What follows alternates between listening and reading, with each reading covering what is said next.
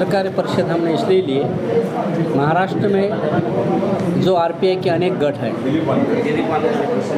जिसके कारण महाराष्ट्र में किसी गठ का उम्मीदवार चुनकर आता नहीं और दलित समाज के जो मुद्दे हैं वो जैसे के वैसे रहते हैं। तो दलित समाज के लोगों को न्याय मिलना चाहिए, इसलिए महाराष्ट्र में जितने भी गठ हैं उन सब गठ को एक करके एक मजबूत आम्बेडकरवादी पक्ष निर्माण होना चाहिए। इसलिए हमने भंडारा में एकीकृत रिपब्लिकन समिति बनाई है और उस समिति के मार्फत हमने नागपुर में एक बैठक बुलाई, जिस बैठक में महाराष्ट्र के जितने भी आरपीआई के जो गठ प्रमुख हैं, राष्ट्रीय नेता जैसा प्रकाश आंबेडकर है, राजरत्न आंबेडकर, जोगेंद्र कवाड़े, अपना आठवले साहब, उसके बाद सुरेश माने, गवई साहब, बाबनजी मेश्राम, इन सभी नेताओं से हमने बात की और उनके आदेश से ही नागपुर में उनके प्रदेश अध्यक्ष आए थे। उन्होंने उस बैठक में निर्णय लिया कि अगर हम एक नहीं हो सकते तो कोई बात नहीं, लेकिन सब मिलकर एक चुनाव लड़ना चाहिए। इस प्रकार वहाँ निर्णय हुआ और ये सारे गठों का एक ही गठ निर्माण करने के लिए राष्ट्रीय नेताओं की एक बैठक मुंबई में लेने का ऐसा निर्णय उस समिति में मीटिंग में हुआ। उस मीटिंग के हिसाब से ही आज हमने मुंबई में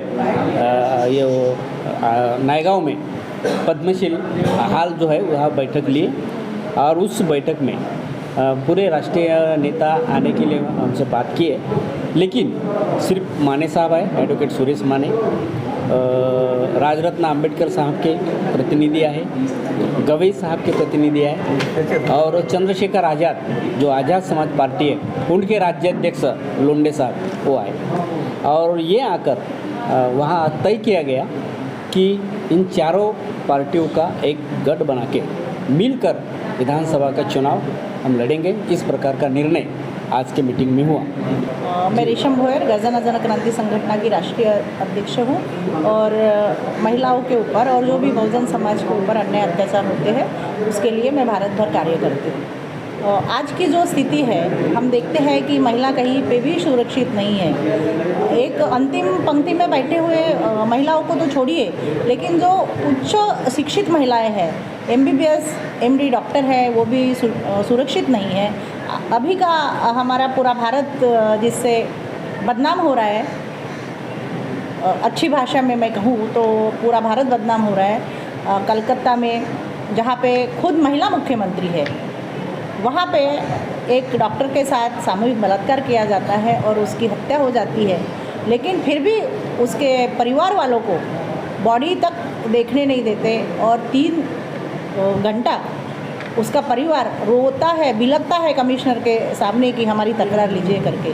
तो ये आज हमारे भारत देश की स्थिति है। जो अभी NDA का गठबंधन है या अपना इंडियन गठबंधन है, तो ये सब कुछ ना कुछ विषमतावादी सोच इनकी है। इसलिए हमारी महिलाएं और बहुजन समाज को हमारे हक और अधिकार नहीं मिल रहे हैं। हम ये चाहते हैं कि भारतीय संविधान में हर मानव को समान हक और अधिकार दिए हैं, लेकिन हिंदुत्ववादी पार्टियां ऐसा नहीं चाहते। एक तरफ बोलते हैं कि India is my country, all Indians are my brothers and sisters, लेकिन उसी स्कूल में जब हम दाखिला देने जाते हैं तो पहले जाति का प्रमाण पत्र मांगा जाता है।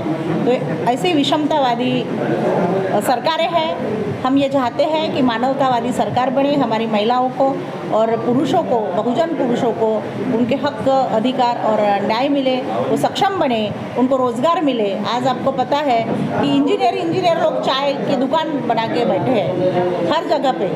इंजीनियर, डॉक्टर लोग चाय की दुकान, पकौड़े की दुकान लगा रहे हैं और हमारे सर्वोच्च पद पे बैठे हुए PM उनको प्रोत्साहित कर रहे हैं कि आप ये दुकानें लगाइए।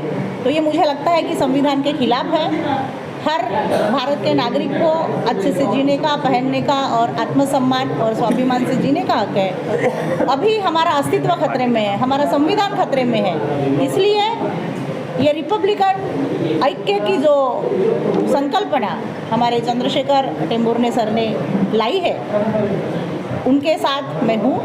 और मैं चाहती हूँ कि अभी जो मराठी में कहावत है कि आता एकट्याने नाही तर एकीने लढूया, तो हम सब रिपब्लिकन पार्टी जो अंबेडकर साहब के अनुयायी हैं, उनके विचारों के पाइक है और उनकी वजह से हम आज अच्छे से जी रहे हैं। तो पहले हम सम्राट अशोक के काल में हम देने वाले थे, जब बुद्ध धम्म यहाँ का राजधर्म था, लेकिन आज हम देख रहे हैं कि बहुजन 85% समाज अपने हक और अधिकार के लिए 15% उच्च वर्णियों के सामने भीख मांग रहे हैं, फिर भी उनको नहीं दिया जाता। अभी आपने एमपी में देखा होगा कि वहाँ पे बाथरूम के अभी जो इलेक्शन हुआ था, आपको अच्छे से पता होगा, वो काफ़ी हाईलाइट हुआ है मीडिया में भी।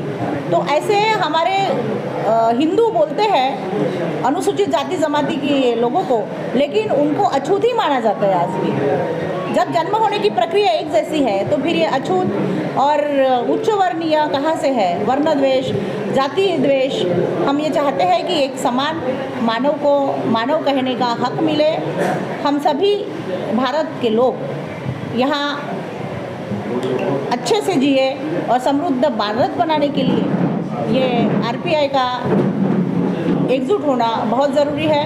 हमारे साथ राजरत्न अंबेडकर जी भी है, आनंदराज अंबेडकर जी है, आज़ाद पार्टी के चंद्रशेखर आज़ाद जी है, रासू गवई के लड़के हैं राजेंद्र गवई जी, और जो आज समाज में बाबा साहब को मानने वाले लोग हैं और जो अच्छे से जिनका प्रभाव है समाज में, वो सभी इस रिपब्लिकन ऐक्य में है।